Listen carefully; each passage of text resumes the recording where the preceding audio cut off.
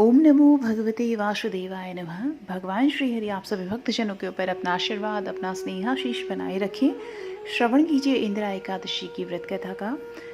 धर्मराज युधिष्ठिर भगवान श्री कृष्ण से कहने लगे कि हे भगवान, अश्विन कृष्ण एकादशी का क्या नाम है, इसकी विधि क्या है, इसका फल क्या है, आप कृपा करके कहिए।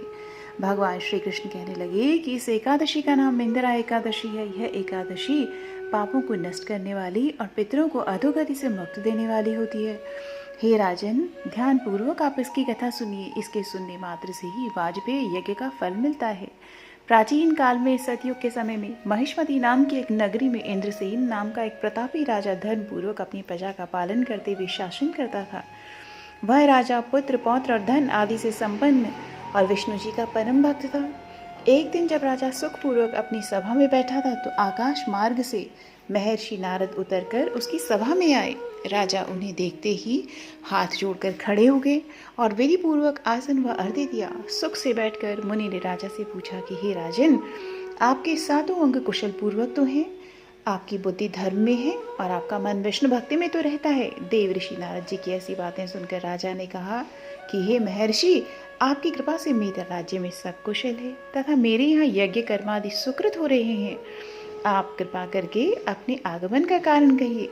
तब ऋषि कहने लगे कि हे राजन, आप आश्चर्य देने वाले मेरे वचनों को सुनिए। मैं एक समय ब्रह्मलोक से यमलोक को गया। वहाँ श्रद्धा पूर्वक यमराज से पूजित होकर मैंने धर्मशील और सत्यवान धर्मराज की प्रशंसा की। उसी यमराज की सभा में महान ज्ञानी और धर्मात्मा आपके पिता को एकादशी का व्रत भंग होने के कारण देखा। उन्होंने संदेशा दिया, सो मैं आपको कहता हूँ। उन्होंने कहा कि पूर्व जन्म में कोई विघ्न हो जाने के कारण मैं यमराज के निकट रह रहा हूँ। सो हे पुत्र, यदि तुम अश्विन कृष्ण इंदिरा एकादशी का व्रत मेरे निमित्त करो तो मुझे स्वर्ग की प्राप्ति हो सकती है।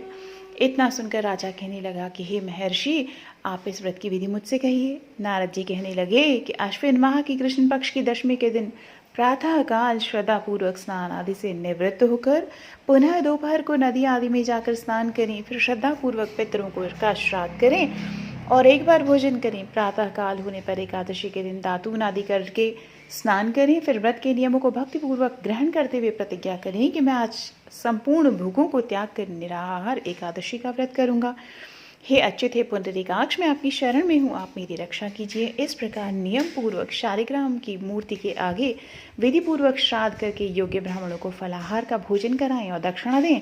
पितरों के श्राद्ध से जो बच जाए उसको सूंघ कर गौ को दें तथा धूप, दीप, गंध, पुष्प, नैवेद्य आदि सब सामग्री से भगवान ऋषिकेश भगवान का पूजन अर्चन करें। रात में भगवान के निकट जागरण करें।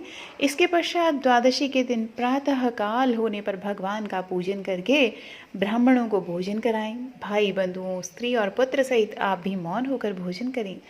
नारद जी कहने लगे कि हे राजन, इस विधि से यदि तुम आलस से रहित होकर इस एकादशी का व्रत करोगे तो तुम्हारे पिता अवश्य ही स्वर्गलोक को जाएंगे। इतना कहकर नारद जी अंतर्ध्यान हो गए। नारद जी के कथा अनुसार राजा द्वारा अपने बांधवों तथा दासों सहित व्रत करने से आकाश से पुष्प वर्षा हुई और उस राजा का पिता गरुड़ पर चढ़कर विष्णुलोक गया।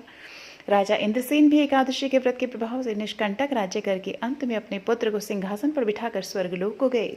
हे युधिष्ठिर, यह इंदिरा एकादशी के व्रत का महात्म्य मैंने तुमसे कहा। इसके पढ़ने और सुनने से मनुष्य सब पापों से छूट जाते हैं और सब प्रकार के भोगों को भोगकर बैकुंठ को प्राप्त होते हैं। तो सभी भक्तजन प्रेम से बोलिए, ओम नमो भगवते वासुदेवाय नमः। जय माँ एकादशी।